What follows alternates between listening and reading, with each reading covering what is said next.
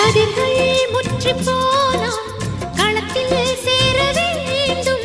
காதல் முற்றி போனால் அது எங்கே சேர வேண்டும். மலர்கள் கொஞ்சம் சாய்ந்தால் இலைகள் தாங்க வேண்டும். மங்கை கொஞ்சம் சாய்ந்தால் என் மார்பில் தாங்க வேண்டும்.